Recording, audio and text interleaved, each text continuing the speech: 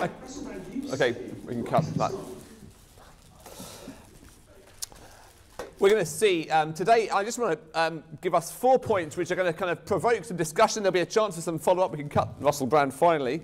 And I want to explore 4 areas that kind of has a conversation with us and Russell Brand as we think about what we're living for and what we're pursuing and why it might be worth considering living for Jesus Christ.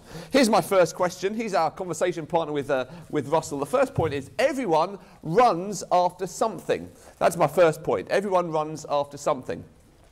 Russell Brand is a frenetic man, isn't he? You just watch him. He is furiously running after things, chasing them down as hard as he can. At the start of the interview, you see him talk about his desire both for fame and his love of art, he says. He's run after celebrity. He's tried to escape the monotony and dullness of his working class upbringing to relive his life in the glitter and sparkle, the bright lights of the media, where he longs to be loved by the masses.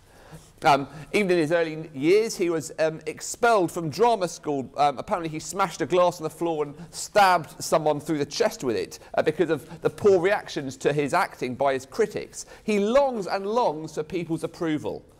He runs after work. He says he worked for pubs and clubs for £50. We know he's run after sex. That's in the newspapers most days. He's jumped from bed to bed, from women to women, probably the UK's most notorious ladies' man. And even though he tried to be married for a little while with Katy Perry, that's soon finished. It's no exaggeration, though, I think, to say with Russell Brand that he's really a bit like holding a mirror up to society and even ourselves at large at some level. What do I mean by that? I mean that everybody runs after something. We too, I guess, obsess over celebrity to a degree. In the 80s and 90s, it was the soap opera. In the noughties, it was reality TV. And I guess you could argue that in the last few years, it's been social media, whether that's Twitter or Facebook, that has continued that trajectory. And they all act as kind of attempts at us trying to live our life through other people. We're maybe bored with our lives, and with Facebook we can become famous. Look, we have our own website. We can broadcast to the masses our perspectives and views on the world. I was thinking earlier, why is it that reality TV shows have been so popular? Pop Idol or Britain's Got Talent, X Factor. I think partly it's because ordinary people succeed. Ordinary people seem to thrive, whether they're kind of ugly people or people who everyone has ignored, or overweight people, or people who are old and can't, they don't look like anything much at all, but then Susan Boyle can sing and perform amazingly. I think partly too they give us significance. If the only reason that someone like Matt Cardle or James Arthur is there now is because I voted for him, which means I'm somehow immortalised in his success too, and we kind of chase after celebrity at some level. Maybe you run after work. It's the degree you're stressing after. You race really, really hard. You burn the candle at both ends. Maybe you study all week. You work weekends to pay for that. And maybe you're so pursuing the high-paid graduate job when you leave. You're desperate for that, and you're running in front of that and looking for the significance from your friends when you can finally earn more and more stuff to spend to impress others. Maybe you run after relationships. Maybe you've not been quite such a Casanova as Russell Brand, but university life has a lot to offer you. So many fun and beautiful and interesting people around you, and that's just today's lunchtime talk. But you might go out on with your friends at uni, and you're desperate to try and find someone to be with. Maybe you befriend a guy or a girl on Facebook and are desperate that they accept your friend request. Or maybe you're in a relationship and it doesn't work out, so you run to someone else, and then to someone else, and then to someone else, and the race goes on, the chase continues, because everyone, I'd argue, runs after something. That's our first lesson. Second point to make, but those things always let us down. Those things always let us down. For all the thrill of the chase, Russell Brand admits he is bored of it. And I think if we're honest, we know what he means. The thrill of celebrity lets us down. People let us down. Work lets us down. Relationship lets us down. Specifically, I think they let us down in 2 ways. Even if we get hold of them and grasp them for a moment, they don't satisfy us. And when we fail them, they beat us up. Let me explain what I mean. When we get hold of them, they don't satisfy us, just like the hamster in the wheel. We end up running round and round and round in cycles. We pursue something, there's Achievement, euphoria at the end, and then disappointment as we lap round.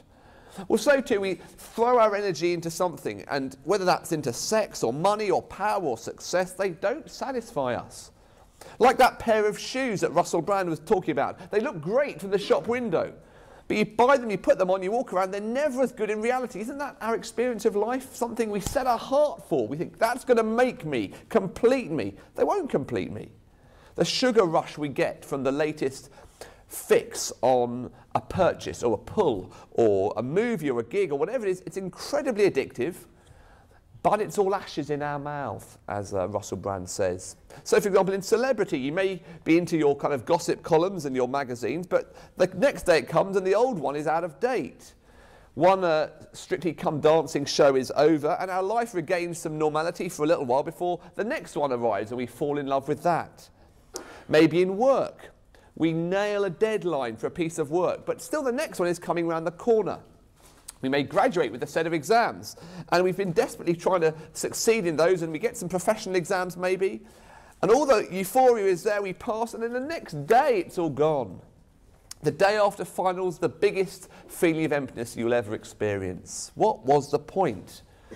You may get a job, but then you're concerned about getting on the next run, on the next run.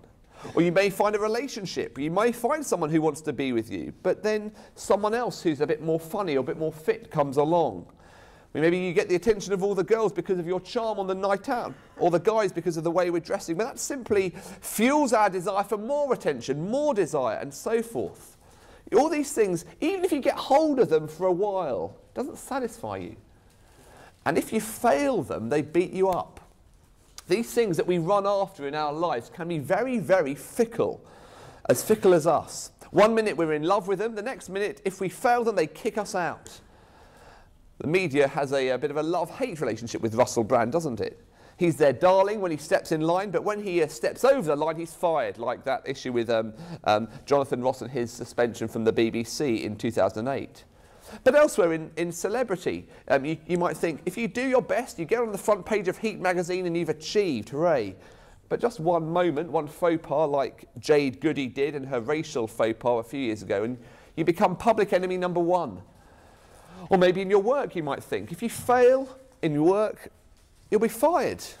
In study, it doesn't satisfy you if you succeed, but if you fail, it boots you off the course. Or in a relationship, you've chased hard after love and significance and value.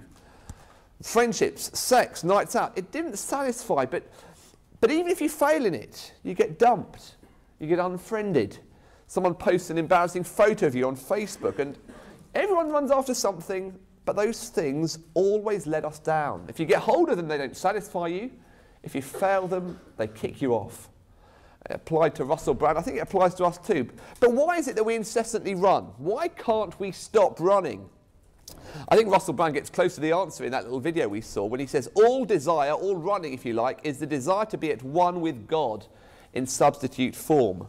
So perhaps we should draw attention not to the shadow on the wall, but to the source of life itself. And that brings us to our third point. Hopefully that will fit on the screen. Let's have a look. Yes, it does. We run after things because we were made to run for God. We run after things because we were made to run for God. Another way of stating that we run after things is to say that we worship things, and everybody worships something. That may sound like a kind of religious word, but I want to suggest that the reason that everyone can't help worshipping things is because we were made to worship God. We were made to run after him, to pursue him as our ultimate desire and treasure. The Bible explains that human beings were made by God, we're designed by him, and he knows how we function best. And he knows that we function best when we worship him, when we run after him. We weren't made to chase the shadows on the wall, but the source of light itself. That's the one we were made for. But the Bible says that we actually prefer created things very often than our Creator. We trade the affection that we should have for God for the things he gives us. You see, when we understand them properly, when you understand it properly, celebrity, the fact that lots of people know someone, or work, or art, or study, or sex, or relationships, there's nothing intrinsically wrong with those things. They're all given to us by God. But when we put them in place of God and run after those instead, we're always going to be shortchanged.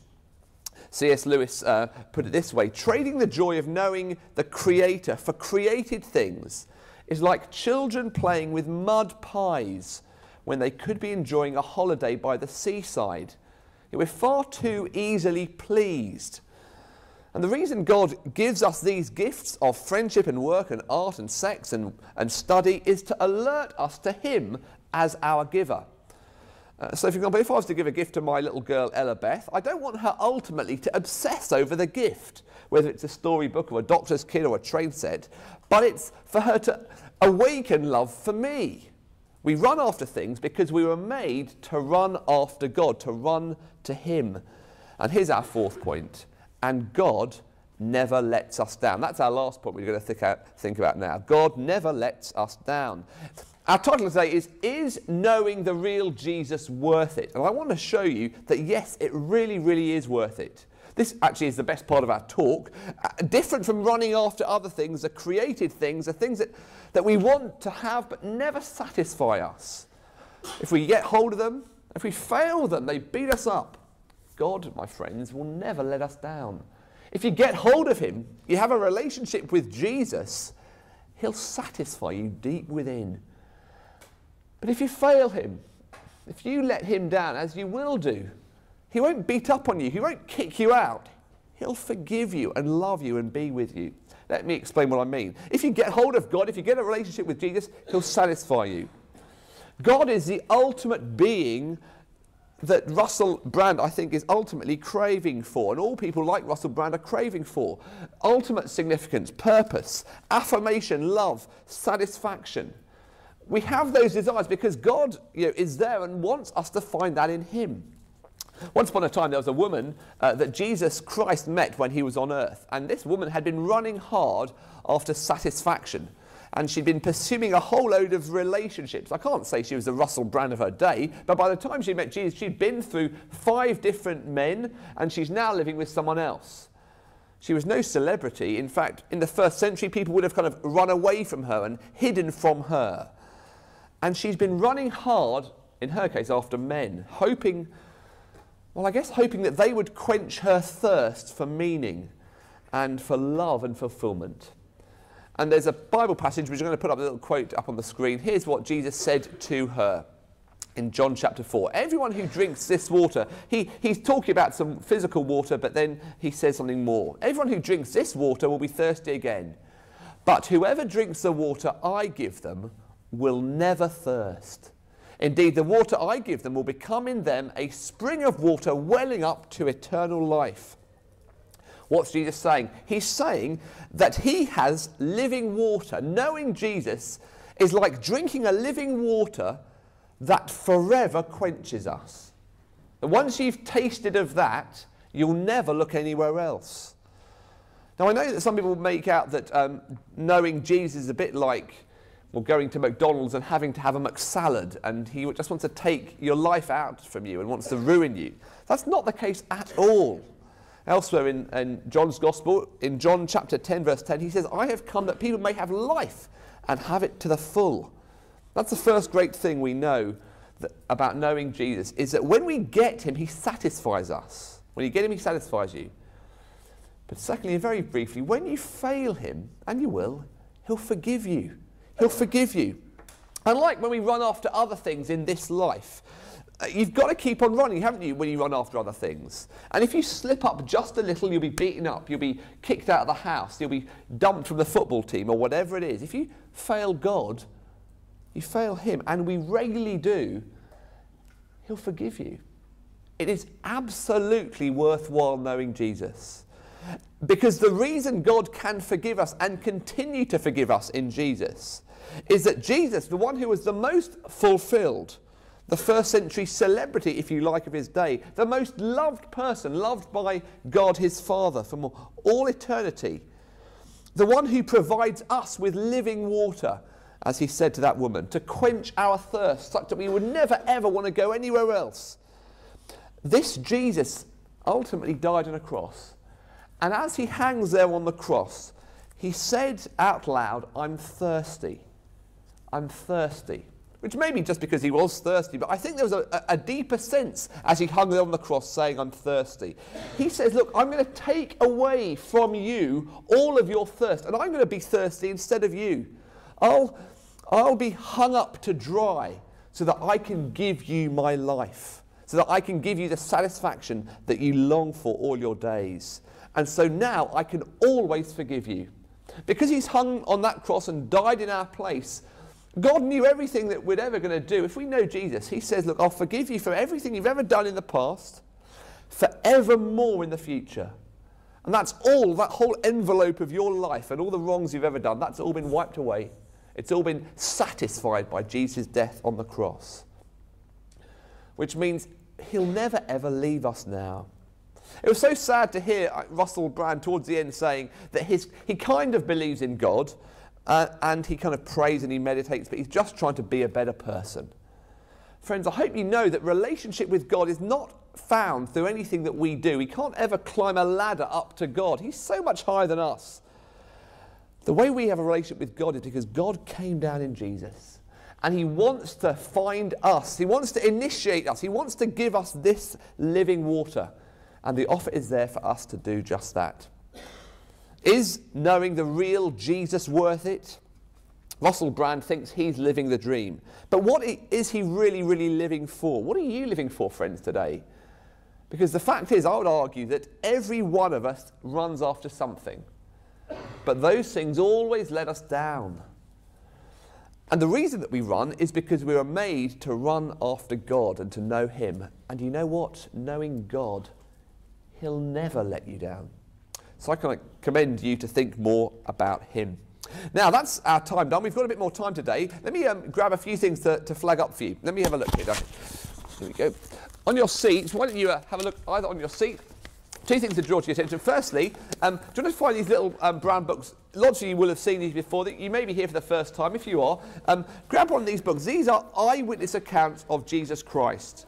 And we're encouraging everyone to take one of these away. If you don't have one yet, do take one and have a read of it. Now, this is written by a friend of Jesus. He's written it up, and it's a reliable source document of Jesus Christ. And you deserve, if you want to consider kind of the big question in life seriously, you deserve to look at the best data for Jesus. And this is it. So take it away and have a read.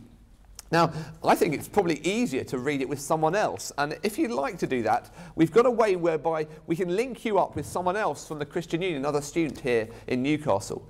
Why don't you find these little slips of paper as well? They're on the seats, either under your chair, you sat on it somewhere, or whatever it is.